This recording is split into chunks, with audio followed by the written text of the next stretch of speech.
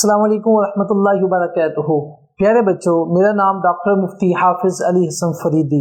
I welcome you all on the platform of digital academics provided by Moonlight International Publishers.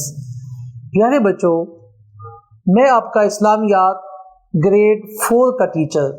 پیارے بچوں، آج ہم ایمانیات و عبادات میں سے حقوق اللہ کو پڑھ رہے ہیں.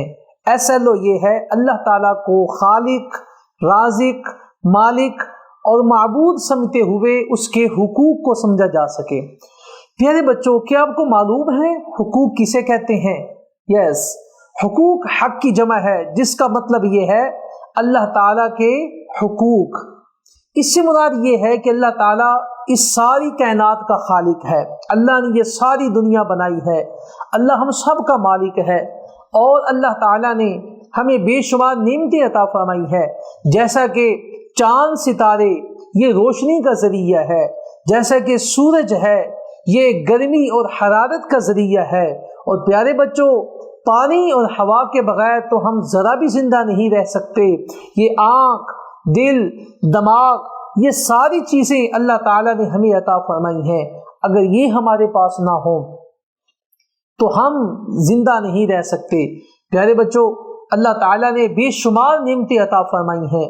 اللہ تعالیٰ نے قرآن مجید فرقان حمید سورۃ الرحمن آیت نمبر 13 میں ارشاد فرمایا، فَبِأَيِّ آلَاءِ رَبِّكُمَا تُكَذِّبَانِ.